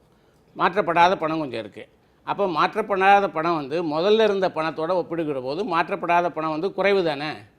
அப்போ வந்து அது எதுக்கு பழையபடி 4,000 ரூபாய் கொடுக்கணும்? அதுக்கு வந்துட்டு இல்லைங்களா? 10 நாள்ல கூட்டம் குறையட்டும், அதற்கு பிறகு போய் மாற்றலாம் சொல்லி எவ்வளவு பேர் இருந்திருக்கு. சரி, SBI chairman sir, SBI chairman இன்னைக்கு சொல்றாங்க. இல்ல நார்மலா என்ன சொன்னீங்க? இப்ப உடனடியா இதை தொடரும், அடுத்தடுத்த நாட்களை ரிவ்யூ பண்றோம். அதுதான் நான் சொல்றேன். there is a design by desit. அதாவது எப்படி இருக்குன்னு கேட்டிங்கன்னா, அவங்க வந்து முதல்ல ஒரு அறிவிப்பு கொடுக்குறாங்க, அதுக்கப்புறம் 4,500 ஆக்குறாங்க, அப்புறம் 2,000 ஆக்குறாங்க, அப்புறம் அதை ஒன் டைம் ஆப்ரேஷன் ஆக்குறாங்க, அதுக்கப்புறம் வந்து நாளைக்கு வந்து எல்டர்ஸ்க்கு மட்டும்தான் கொடுப்போம், பாக்கி பேர் கொடுக்க மாட்டோங்கிறாங்க. இந்த ஐடியா என்னென்னா, இந்த முதல்ல வந்து 500 ரூபா நோட்டை ரிலீஸ் பண்ணாமல் 2,000 ரூபா நோட்டை வந்து ரிலீஸ் பண்ணுறாங்க. என்ன மொத்த ஐடியானா, இந்த சிஸ்டத்தில் வந்து இருக்கிற கேஷ் சர்க்குலேஷனை வந்து குறைக்கணும். அதுக்கு இல்ல அத வந்து நீங்க வந்து என்ன அனுமானத்துல சொல்றீங்க? இல்ல அத வந்து எல்லாரும் அனுமானம் இல்ல எல்லாரும் இல்ல அத வந்து இல்ல அத வந்து டிரான்ஸ்பரண்டா ஸ்ட்ரைட் ஃபார்வர்டா சொன்னா அது நடக்காது. அப்படி ஸ்கொயர்ஸ் பண்ணி பண்ணனும், கையை முறுக்கி தான் இத பண்ணனும்னு டெலிபரேட்டா கையை முறுக்குறாங்க. இல்ல அப்படிலாம் ஏதாவது ஐடியா இருந்த மாதிரியே தெரியலையே. 500 ரூபாய் நோட்டே பேங்க்குக்கு அனுப்பலையே. இல்ல அப்படிதான் நான் நினைக்கிறேன். ஏன்னா அவங்க வந்து ரிசர்வ் பேங்க்ல உட்கார்ந்து இத ஆபரேட் பண்ணிட்டு இந்த சிஸ்டத்தை பண்ணிட்டு இருக்கறவங்க வந்து அவங்க வந்து ஒரு காமன் சென்ஸ் இல்லாதவங்க, ஃபூல்ஸ் அப்படின்னு இல்ல அவங்கள நீங்க அதிகமா மதிப்பிடுறீங்கன்னு யாருமே நினைக்கிறேன். சொல்லல. அவங்க வந்து இல்ல, தன்னிச்சையா they have- முடிவெடுத்தாங்க. they have- they have Respect the designed it in such a way. அது வந்து அதனால 1 by 1 1 by 1 1 by 1 trickle இல்ல அதுக்கு லாஜிக்கே இல்லன்றது தானே இல்ல லாஜிக் நமக்கு இல்ல, அவங்களுக்கு லாஜிக் இருக்கு அதுல வந்து. உங்களுக்கு எனக்கு அந்த லாஜிக் தெரியல, ஆனா அதுக்கு பின்னால் ஒரு லாஜிக் இருக்கு. அது வந்து அந்த லாஜிக் என்னன்னா சிஸ்டத்துல இருக்கிற புழக்கத்துல இருக்கிற பணத்தை வந்து குறைப்பது. ஏங்க ஒரு 100 ரூபாய் இத்தனை நாள் ஆயிடுச்சு, இன்னைக்கு வரல நீங்க அச்சடிச்சு 500 ரூபாயை வந்து மக்கள்கிட்ட காட்ட முடியல. அதான் இன்னைக்கு வரல ஏன் ஏடிஎம் வந்து 100 இன்னைக்கு தமிழ்நாட்டுல வரல, இது வரல 500 ரூபாய் வரல. இல்ல, தமிழ்நாட்டுக்கு எந்த வகையிலும் வரல. உங்களால ஏடிஎம்ஏ காலிபரேட் பண்ண முடியல. உங்களால வந்து ஏடிஎம்ல போனா பணம் எடுக்கிறதுக்கான வழி இல்ல. என்னுடைய நோட்டிபிகேஷன் பாத்தீங்கன்னா 500 ரூபாய் நோட்டை வெளியிட்டு இருக்கிறோம், 2000 ரூபாய் நோட்டை வெளியிட்டு இருக்கோம். அதுக்கு என்ன சீரிஸ், இ சீரிஸ், எஃப் சீரிஸ்ன்னு கொடுப்பாங்க. ஆனால் அதில் எத்தனை ரூபாய் நோட்டுகளை வெளியிட்டோன்னு சொல்ல மாட்டாங்க. ஏன்னாக்கா அது தெரிஞ்சிட்டாக்கா யார் வேணாலும் கவுண்டர் ஃபீட் அந்த நம்பரை வச்சு கவுண்டர் ஃபீட் பண்ண முடியும். ஆனால் இன்னைக்கு என்ன நிலைமைன்னா இது வரைக்கும் வந்ததை நீங்கள் சொல்றதுல உங்களுக்கு என்ன தயக்கம்? அதுதான் பாயிண்ட். இல்ல ஏன்னா இனிமேல் வரக்கூடிய நோட்டை பத்தி நீங்க எனக்கு சொல்ல வேணாம். இல்ல, நீ எத்தனை நோட்டு வெளியில விடுவேன்றதை நீ எனக்கு சொல்லாத. இல்ல, அதை விட முக்கியமான வரைக்கும் நீ விஷயம் பழச 500 கோடி ரூபாய் என்ன காரணம்னு சொல்லலாமா? இல்ல அதை காரணம் நான் சொல்றேன், சிம்பிள். நீங்க இன்னைக்கு இருக்கக்கூடியதுல நீங்க மொத்தம் 3.5 லட்சம் கோடி கொண்டு வந்து கொடுத்துருக்காங்க, உள்ள போட்டிருக்காங்க. அதுல மொத்தமா இது வரைக்கும் 48,000 கோடி தான் வெளியவே போயிருக்கு அப்படின்றதுன்னா பாக்கி 3 லட்சம் கோடி உள்ளுக்குள்ளேயே தங்கியிருக்கு. இந்த 3 லட்சம் கோடி வித்ட்ராயபிளா இருக்கலாம். ஏன்னா யூ ஹேவ் டு ஆன்டிசிபேட், எல்லாமே அக்கௌண்ட்குள்ள போட்டுருக்க வித்ட்ராயபிளா இருக்கலாம். கையில வச்சிருக்கக்கூடியது 15,000 கோடி தான் நம்ம கிட்ட பணமே இருக்கு, அடிச்ச நோட்டு. இன்னும் பாக்கி இருக்கிறதுலாம் இன் ப்ராசஸ். இன்னைக்கு நான் 15,000 கோடினா எல்லாரும் தே வில் பிகம் வெரி ஜிட்ரிங்கிறதுனால நான் என்ன சொல்றேன், நான் இன்னைக்கு ஃபைனான்ஸ் ஒருவர் இல்ல ஃபைனான்ஸ் மினிஸ்ட்ரிலையும் ரிசர்வ் பேங்க் ஆஃப் இந்தியாலையும் எத்தனையோ எக்கானமிஸ்ட் இருக்கிறாங்க, பெரிய பெரிய அறிஞர்கள் இருக்கிறதா சொல்றாங்க. இப்போ ஏன் அவங்களால ஒரு எக்ஸ்பெக்டேஷன், ஒழுங்கான எக்ஸ்பெக்டேஷன் கேட்கப்படவில்லை? இல்ல சார், கேட்கப்படவில்லை. அது இருக்கிறதே 5 பேருக்கு தான் தெரியும். யாரடி கேட்கல இதெல்லாம். Anticipate கேட்டிருந்தா நீங்க சொல்லலாம். you should have anticipated. Why didn't you anticipate? ஏன் anticipate பண்ணல? நீங்க சொல்ற மாதிரி வெரி சிம்பிள் சார். நான் ஆன்டிசிபேட் பண்ணி ஒரு 10 பேருக்கு இன்சூரன்ஸ் அந்த 10 பேருக்கு சொல்ல முடியாது. ஆன்டிசிபேட் பண்ணிருக்காங்க, பண்ணல சார். ஆனா கஷ்டப்படட்டும் தான் பண்ணிருக்காங்க. இல்ல தண்டிக்கிறது நோக்கம். அப்ப மக்கள் கஷ்டப்படுவாங்கன்னு தெரியும், ஆனா கஷ்டப்படட்டும். ஏன்னா அப்பதான் சார் anticipation இல்ல, calculation இல்ல, ஒரு சாஃப்ட்டா போய் ஹேண்டில் பண்ணி இத பண்ண முடியாது. they are in the height of சாஃப்ட்டா confusion. ஹேண்டில் பண்றது வந்து நீங்க டாக்ஸ் எவேட் பண்றவங்கள்ட்ட நீங்க வந்து தண்டிக்கலாம்ன்ற எண்ணம் இல்ல, இல்ல. சரின்னு சாதாரண ஜனங்க இல்ல, தான் அது நான் சரின்னு சொல்லல. ஆனா வந்து இவங்க வந்து அதை ஆன்டிசிபேட் பண்ணாம பண்ணிருக்காங்கங்கறத நான் ஒத்துக்க இல்ல, மாட்டேன். ஆன்டிசிபேட் கண்டிப்பா பண்ணிருக்காங்க. anticipate பண்ணல சார். சார், the problem வரக்கூடிய செய்திகள் நீங்களும் நிறைய படிச்சிருக்கீங்க. they wanted this suffering, they wanted this misery. அது வந்து காரணம் என்னன்னு கேட்டிங்கன்னா they are under the impression ஒரு soft approach, velvet gloves approach will not yield results. No, I won't agree. இவங்க வந்து இப்படிதான் பண்ணணும்னு பண்ணிருக்காங்க. No, I will not agree. இல்ல அரசு வந்து மக்களை தண்டிப்பது நோக்கம், மக்களுக்கு வந்து துன்பத்தை தருவது நோக்கம். ஒரு வந்து இல்ல அவங்க லாஜிக் என்னன்னா ஒரு பெரிய நன்மைக்காக ஒரு துன்பத்தை அப்படி இல்ல. நீங்க தண்டிக்கணும். ஏடிஎம் காலிபரேட் 2000 ரூபாய் வைக்கிறதுக்கான முகாந்திரத்தை அங்க அதான் செய்யல, அதை calibrate 1000 செய்யல, இல்ல, 500 ரூபாய் நோட்டையே இல்ல, கொண்டு வரல, சரி, 100 ரூபாய் நோட்டையும் அடுக்கி வைக்கல, அதான், எதையுமே இல்ல, செய்யாம இல்ல, இந்த இந்த மாதிரி மாதிரி calculate நீங்க- ஒரு இடைவேளைக்கு பிறகு பேசலாம். ஒரு இடைவேளைக்கு பிறகு பேசலாம். ஒரு சிறிய இடைவேளைக்கு பிறகு காலத்தின் குரல் தொடரும்.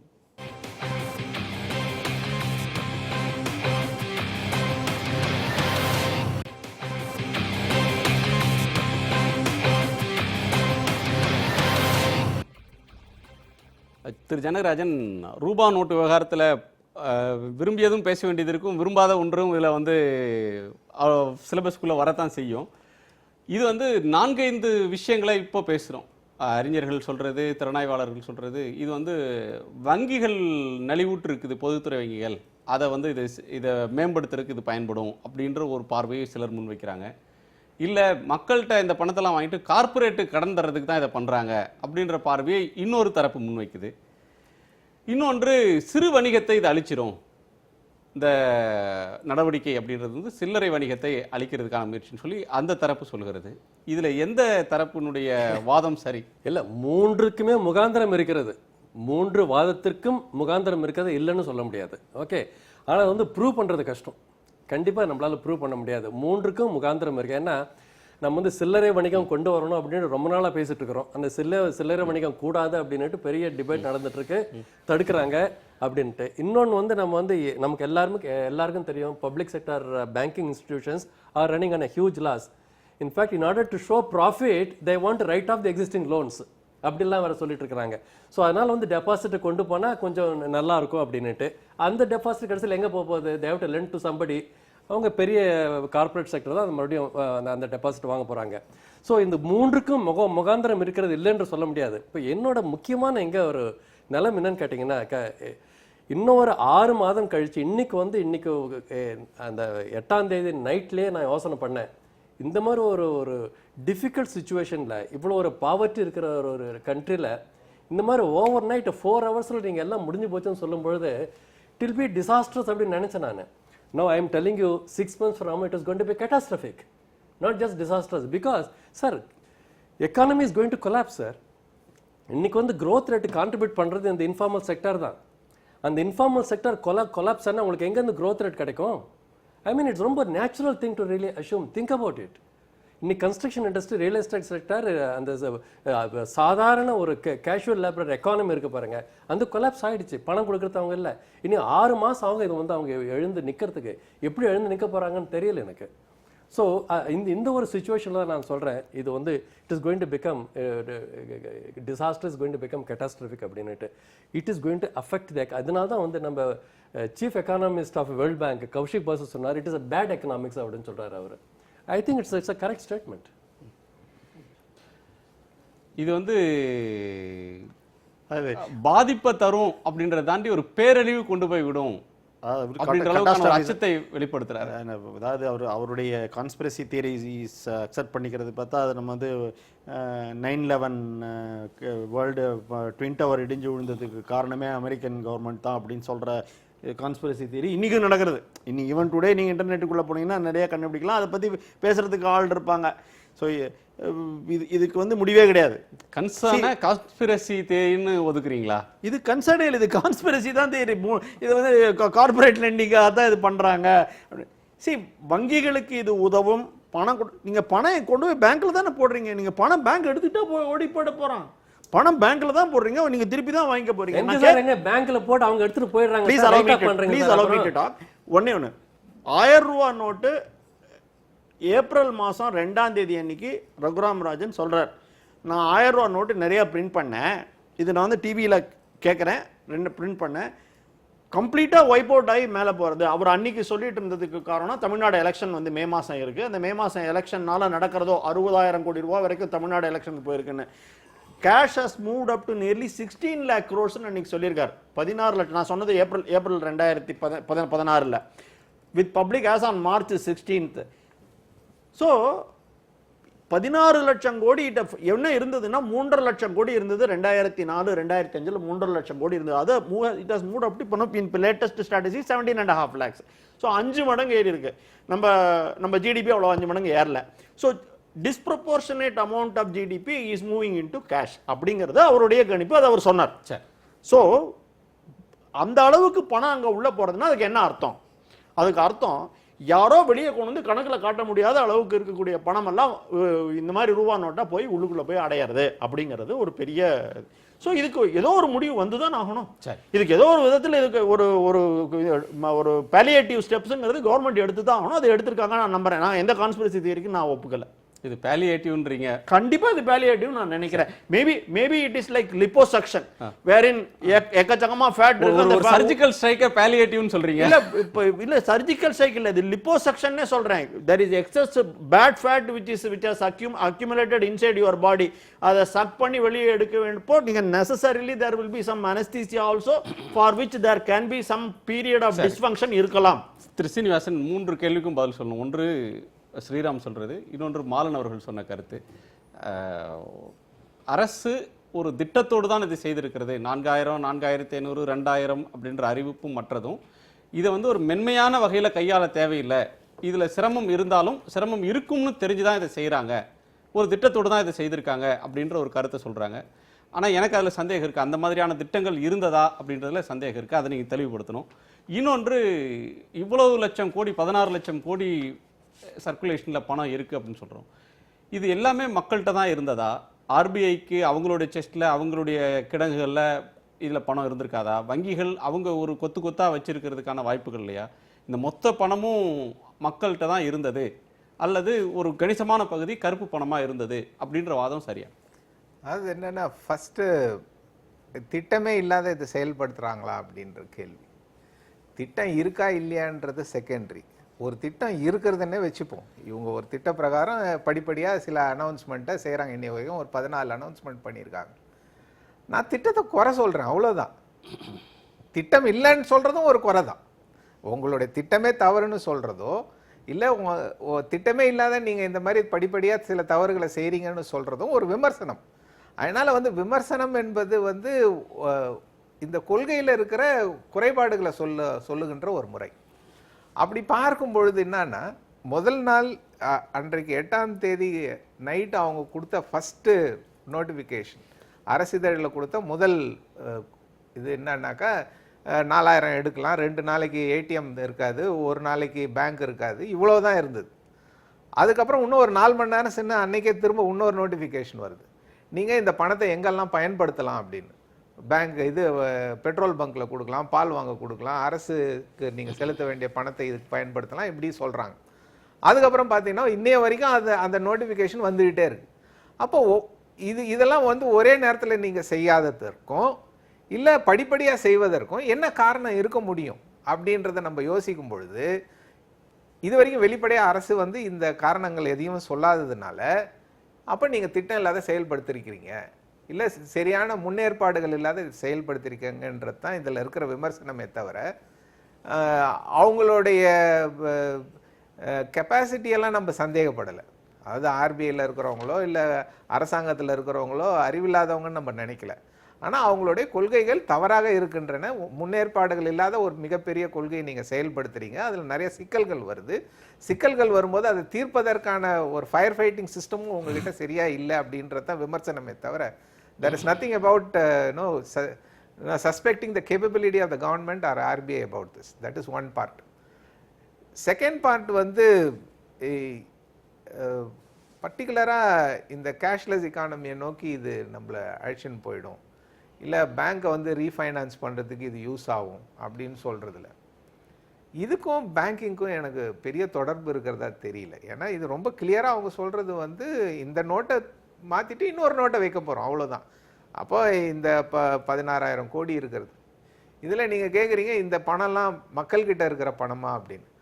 28 அக்டோபர் ஆர்பிஐ கொடுத்த ஸ்டாட்டிஸ்டிக்ஸை கரன்சி வித் பப்ளிக்னு அவங்க கொடுப்பாங்க. ஏன்னா ஒரு பணம் வங்கிக்கிட்டேயோ இல்லை ஆர்பிஐ கிட்டேயோ இருந்தால் அது பணமே கிடையாது, அது மக்கள்கிட்ட இருந்தால் தான் அதுக்கு பணம் என்ற மதிப்பே வருகிறது. அப்படி வருகின்ற பட்சத்தில் அது 17,000 பில்லியன் ரூபாய் அளவிற்கு மதிப்புள்ள பணங்கள் இருக்குன்னு தான் சொல்கிறாங்க. அதனால் இந்த 17,000 பில்லியன் பணம் மக்கள்கிட்ட தான் இருக்குது.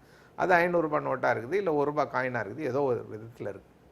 அதனால் இதை முழுக்க நம்ம இதில் ஒரு 86% கிட்டத்தட்ட ஒரு 14,000 பில்லியன் ரூபாவை நம்ம திரும்ப எடுக்கணும். அதுக்கு பதில் இன்னொரு 16,000 பில்லியன் ரூபாவை திரும்ப கொண்டாந்து வைக்க போகிறோம். கிடையாது. ஸோ 14 இல்லை அதுக்கு குறைவா அப்படிங்கிறதா இப்போ இல்லை நீங்கள் குறைவாக வச்சிங்கனாக்கா அந்த இடத்துல தான் நம்மளுக்கு புரிய போகுது. இந்த 16,000 கோடி ரூபாவை நாங்கள் திரும்ப எடுத்துக்கிட்டு 13,000 கோடி ரூபாய் தான் கொடுக்க போகிறோம், இல்லை 13,000 கோடி ரூபாய் தான் உள்ளே வருது, 16,000 கோடி வரல அப்படின்னு சொல்லும்போது தான் இந்த கணக்கு இடிக்கும் பொழுது அது கள்ளப்பணமா இல்லை கருப்பு பணமா அப்படின்ற கேள்வியெல்லாம் அப்போ தான் விடை கிடைக்கும் அப்படின்னு தான் நான் சொல்ல வந்தேன். மூன்றாவது ஒரு கேஷ்லெஸ் எக்கானமியை நோக்கி போகிறது. கேஷ்லெஸ் எக்கானமியில் என்ன ஒரு பெரிய சிக்கல் வருது எல்லாருக்குமே அப்படின்னா, இப்போ நான் ₹1 கொடுத்து ஒரு இடத்துல ஒரு பொருளை வாங்குறேன், அங்கே அனானிமிட்டி இருக்குது. அதாவது நான் யாருன்னே அவனுக்கும் தெரியாது, நான் பொருளை வாங்கிட்டு போயிட்டேன்னா இந்த பொருளை யார் வாங்கினாங்கன்றது உலகத்தில் யாருமே கண்டுபிடிக்க முடியாது. ஆனால் பேங்க் எலக்ட்ரானிக் டிரான்சாக்ஷன் வழியாக நான் அதை செஞ்சேன்னா இவர் தான் இந்த பொருளை வாங்கினாருன்றதை கண்டுபிடிக்க முடியும். அப்போது என்னுடைய ப்ரைவசியை அது பாதிக்குது. இப்போ இதற்கு மாற்றாக தான் எங்கெல்லாம் நீங்கள் கேஷ்லெஸ் எக்கானமியை பற்றி பெரிய நாடுகளில் பேசுகிறாங்களோ அங்கெல்லாம் தான் இந்த டிஜிட்டல் கரன்சி பிட்காயின் சிஸ்டம்ஸ்லாம் அதிகமாக டெவலப் ஆகிட்டே இருக்குது. ஏன்னாக்கா இந்த அனானிமிட்டியை அது தவிர்க்குது. அது ஒரு direct payment peer to peer சிஸ்டம்னுவாங்க. அது நான் கொடுக்குற காசு உங்களுக்கு வரும், நீ கொடுக்குற காசு எனக்கு வரும். நடுவில் அட்டை கம்பெனியோ மாஸ்டர் கார்டோ விசா கார்டோ பேங்க்கோ எதுவுமே நடுவில் கிடையாது. அப்படி இருக்கிற பட்சத்தில் அது ரொம்ப ப்ரைவேட்டாகவும் செக்யூர்டாகவும் டைரெக்டாகவும் கேஷ் கொஞ்சம் கூட கமிஷனே இல்லாத பண பரிவர்த்தனை செய்ய முடியும். அப்போ அதை நோக்கி அவங்க புதிய டெக்னாலஜிலாம் உருவாக்கிட்டு அது தனி மனிதனால் யார் உருவாக்குற அந்த பணத்தைன்னே தெரியல.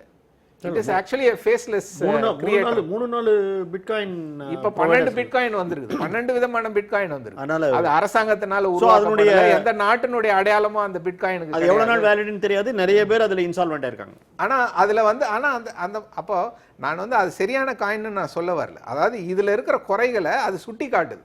என்ன குறை?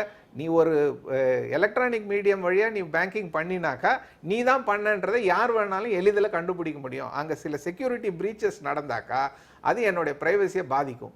ஆனால் அதை என்னைக்கு நம்ம நீக்கிறோமோ அன்னைக்கு தான் அது கேஷ்லெஸ் எக்கானமியில் நம்மளுக்கு ஒரு மரியாதையும் ஒரு பாதுகாப்பும் வரும்.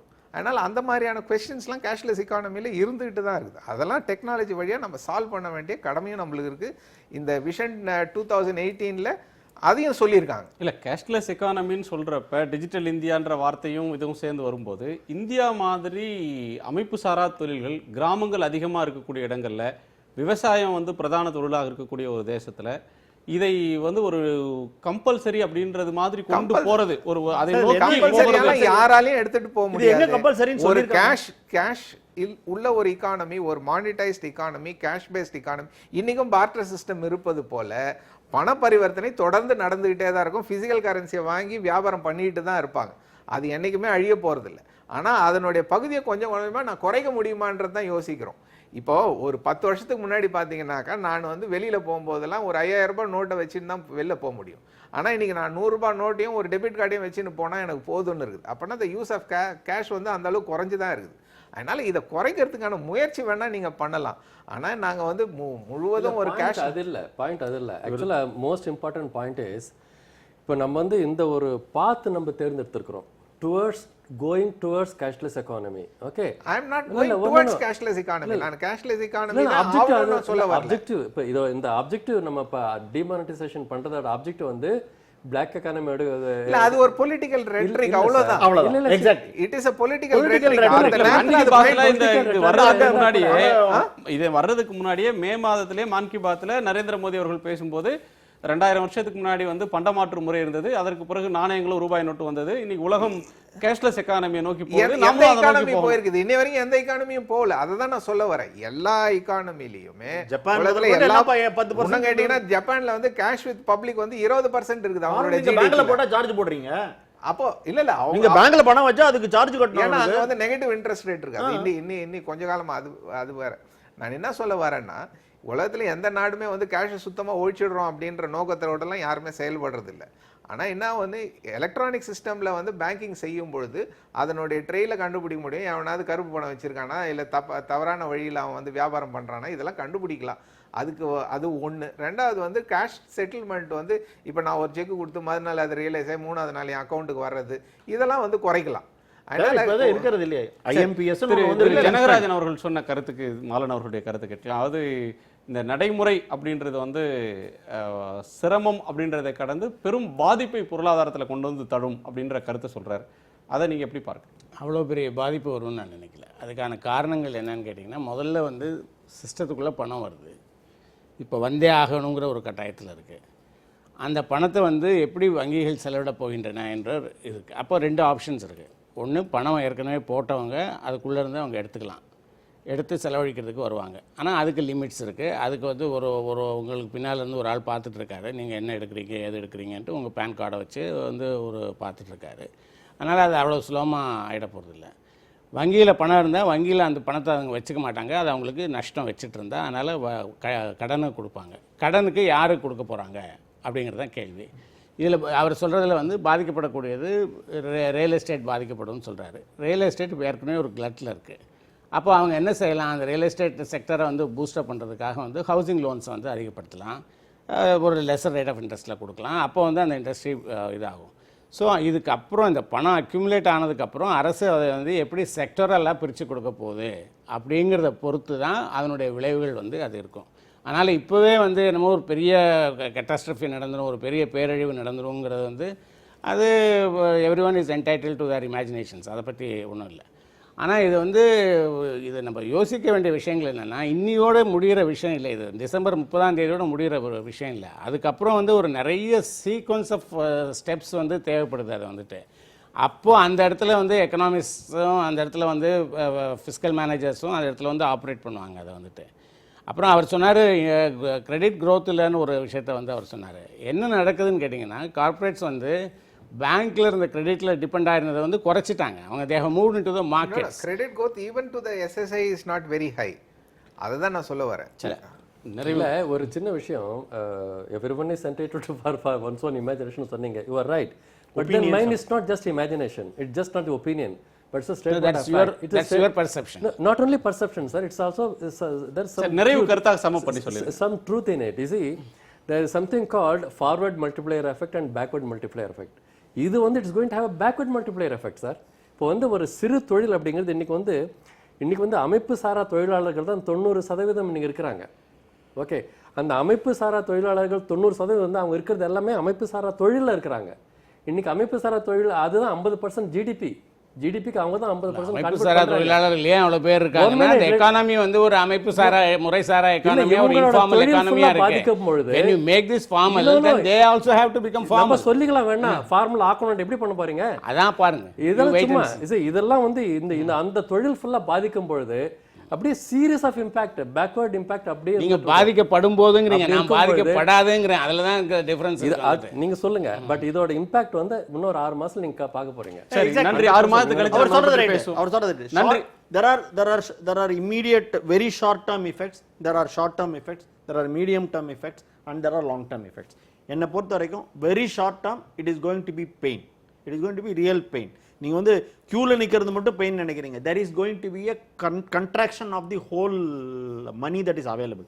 அதனால அது சுருங்குறப்போ கண்டிப்பா there will be a fall in the GDP. இப்போ நீங்க இதெல்லாம் ஆட்டோமேட்டிக்கா everybody will come down. இல்ல, பாதிப்புன்னு வரும்போது எனக்கு என்ன கேள்வினா, இப்போ உங்களை மாதிரி இருக்கிறவங்களோ அல்லது பெரும் நிலையில இருக்கக்கூடியவங்களுக்கு அந்த பாதிப்பை எளிதா கடந்து போயிட முடியும். ஆனால் இந்த பாதிப்புன்றது இவங்க பெரியவங்க மனிதர்களோட மட்டும் தான் நிக்க போதா? சாதாரண மனிதர்கள், அன்றாடம் காய்ச்சிகள், இன்ஃபேக்ட் தினக்கூலியா போறவங்க, அவங்களுக்கு இந்த பாதிப்பு எந்த அளவுல போய் நிக்கும்? 4 அல்லது 5 கட்டமா பார்த்து below poverty line will be taken care of government. இந்த இல்ல அப்படி நம்புறீங்களா? கண்டிப்பா lower middle class பண்ணிதான். ஏனா அது lower middle class என்ன திட்டம் இருக்கு? lower middle class democracy, they have to go back to the people to get their votes. lower middle class you cannot just dump them. You will see lower middle class and middle class will be looked after by some benefits from some government through taxation. Upper middle class and rich will not ever be affected by any of these matters. இது நிற்க ஒரே ஒன்னு சொல்றேன். Government is, நீங்க சொன்ன என்ன திட்டத்தை வைத்து இதை வந்து ப்ரொசீட் பண்றாங்கன்னு, கவர்மெண்ட்டினுடைய major aim is to make that GST a success. GST நீங்க ஏப்ரல்ல இருந்து கொண்டு வந்தீங்கன்னா முதல் 6 மாசத்துல இருந்து 8 மாசம் தலை விரிச்சாடும் inflation, because of the extraordinary amount of duty that you are going to levy. necessarily அதை கண்ட்ரோல் பண்றதுக்கு, அதை ஆஃப்செட் பண்றதுக்கு ஒரே வழி இஸ் a deflationary method நான் நினைக்கிறேன். இது வந்து ஜிஎஸ்டி வந்து கிராண்ட் சக்சஸ் ஆகிறதுக்கு பெரிய ஹெல்ப். நீண்ட கால பாதிப்பு, உடனடி பாதிப்பு, அதுக்கு ஒரு இடைக்கால பாதிப்பு அப்படிலாம் சொல்றீங்க. பாதிப்புன்னு மட்டும் சொல்ல, இஃபெக்ட்னு சொன்னேன். விளைவுகள் இருக்கும். விளைவுகள் நீங்க வந்து medium term and long term will be very good. Short term, very short term will be bad. Short term will be very very neutral without any. சுருக்கமா இல்ல, இதுல பாதிப்பை வந்து யார் தாங்குறாங்கன்றது தான் நம்மளுக்கு கவலையா இருக்கு. அது வந்து ஏழைகள் தாங்குறாங்க, நடுத்தர மக்கள் தாங்குறாங்க. அதுவே பணக்காரனோ இல்ல இது சம்பளம் வாங்குறவனோ அதை தாங்கல அப்படின்றது தான் இன்னைக்கு கஷ்டமே. ஒரு மேசன் வந்து 500 ரூபாய் நோட்டை ஒரு நாள் சம்பாதிக்கிறான், மறுநாள் முழுக்க அவன் பேங்க்ல நின்று தான் அந்த 500 ரூபாய் இழந்து இன்னொரு 500 ரூபாய் வாங்கணும். அப்ப 2 நாள்ல 1000 ரூபாய் சம்பாதிக்கிறவன் 500 ரூபாய் தான் சம்பாதிக்க முடியுது இன்னைக்கு. இதுதான் வந்து சுமையை யார் தாங்குறாங்கன்னா ஏழை எளிய மக்கள் தாங்கிட்டு, அதுக்கப்புறம் எதிர்பார்க்கு ஏதோ ஒரு நாளில் இது நடக்கும், 60 நாள் சின்ன ஏதாவது ஒரு விடிவு வருமா அப்படின்னு பார்த்துக்கிட்டு இவங்க இந்த கஷ்டத்தை சுமக்கணும் அப்படின்னு சொல்லும் போது தான் நம்மளுக்கு நம்ம கேட்டது கடந்த 10,000 ரூபாயை தூக்கி எறின்னு சொல்லி எல்லா பொதுமக்களும் கேட்டது. பொதுமக்கள்கிட்ட இது விட்டாங்களா? பொதுமக்கள் தானே கேட்டாங்க. இது அத்தனை பொதுமக்கள்கிட்ட ஓட்டு எடுப்பு விட்டு பொதுமக்கள் சொன்னதுனால தான் பண்ணாங்களா என்ன? ஒரு வரியில நிறைவு செய்யணும். கடந்த 10 நாளா கோயம்பேடு மார்க்கெட்ல வியாபாரம் கிடையாது. கடந்த 10 நாளா எந்த மேசனுக்கும் வேலை கிடையாது, கொடுக்கறதுக்கு பணம் கிடையாது. என்ன ரியல் எஸ்டேட்ல வேலையும் இல்லை. என்ன பண்ண போறாங்க அவங்க? அந்த 10 நாள் கடன் வாங்கியோ இல்லை என்னவோ அவங்க பழைக்கிறது அவங்க எப்படி மறுபடியும் எழுந்து நிற்க போகிறாங்க? That is why I'm saying it is going to have a backward multiplier effect. ரொம்ப நாள் ஆகும் அவங்க வந்து எழுந்து நிற்கிறதுக்கு. அவ்வளோ சாதாரண விஷயம் இல்லை. சரி, நன்றி. உங்களுடைய அச்சத்தை அரசு எப்படி போக்க போகுதுன்னு பார்க்கலாம். அரங்குக்கு வந்து கருத்துக்களை பகிர்ந்தமைக்கு மிக்க நன்றி. மீண்டும் சந்திப்போம். வணக்கம். இது காலத்தின் குரல். திக்கெட்டும் பரவட்டும்.